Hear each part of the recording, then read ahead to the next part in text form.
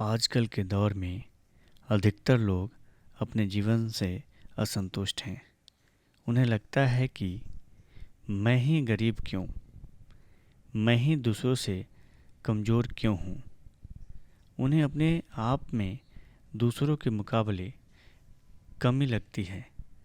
वे इसका दोष भगवान को देते हैं, उन्हें अपनी स्थिति का कारण ठहराते हैं।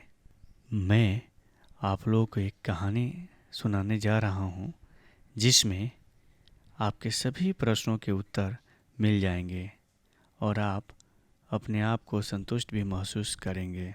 बहुत समय पहले की बात है। एक गांव में धर्म उपदेश देने के लिए लगे हुए शिविर में भगवान बुद्ध पहुँचे।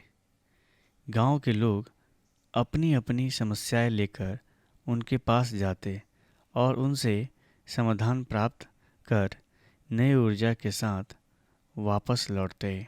गांव के बाहर एक गरीब राह में बैठा बुद्ध के पास आते जाते लोगों को निहारता रहता। उसने क्या देखा? दुखी चेहरा लिए भारी कदमों से लोग भगवान गौतम बुद्ध के शिविर में जाते और नई ऊर्जा के साथ चेहरे पर खुशी व आनंद लिए वापस लौटते। गरीब ने सोचा, क्यों न मैं भी भगवान के पास अपनी समस्या लेकर जाऊं। यह सोचकर हिम्मत करके वह भी शिविर की ओर चल देता है। शिविर में एक एक कर क्रमबद्ध तरीके से व्यक्ति को प्रवेश मिलता है, इसलिए वह भी अपनी बारी की प्रतीक्षा करने लगता है। जो कुछ उसने रास्ते में देखा, अब यहाँ उसे साक्षात्कार देखने को मिल रहा है। लोग एक एक कर अपनी समस्याएं बता रहे थे। भगवान गौतम बुद्ध चुपचाप शांति से सबकी समस्या सुनते और जवाब देते। उसकी भी बारी आई।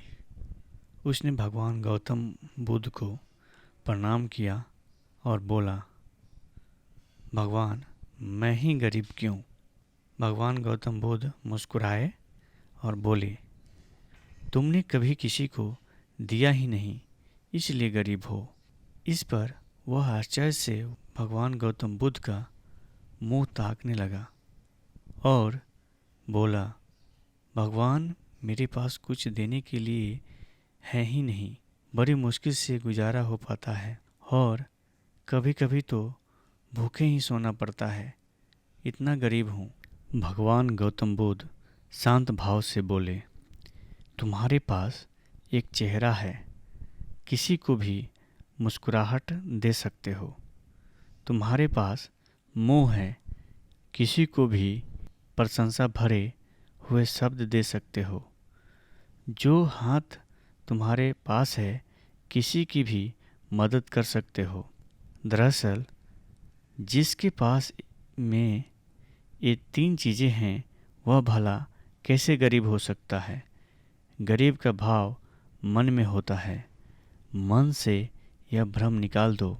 लोगों को देते जाओ, गरीबी अपने आप ही दूर हो जाएगी। यह बातें सुनकर उस गरीब का चेहरा दमक उठा। उसे अपने प्रश्न का उत्तर मिल चुका है। अब उसके मन से गरीबी के भाव दूर हो गया। इस शिक्षा को जीवन में उतार कर कुछ ही दिनों में उसका जीवन भी खुशियों से भर गया। मंदिर में भी लोग जाते हैं तो कुछ न कुछ मांगते रहते हैं और जीवन भर घुट घुट कर रो रो कर समय बिता देते हैं। वे ईश्वर के कृपाओं को कभी समझते ही नहीं, जीवन की महत्ता को कभी जाना ही नहीं। इस पर कबीरदास जी ने बहुत ही बेहतरीन दोहे कहे हैं। सबके पल्ले लाल हैं, सभी साहूकार, गांठ खोल परखा नहीं, या विधि रहा कंगाल। यानी सभी के पास ज्ञान है, जो कि ईश्वर की अनमोल देन है, जिसे हम कभी जानने समझने की कोशिश ही नहीं की। इसलिए हम सुख का आनंद नहीं ले पाते। मित्रों, मनुष्य जीवन एक अनमोल अवसर है और विधाता की असीम कृपा का तोहफा है। हमारा सर्वप्रथम यह कर्तव्य होता है कि हम उस परम परमेश्वर की इनायतों को समझें, ईश्वर की कृपा को जानने की कोशिश करें।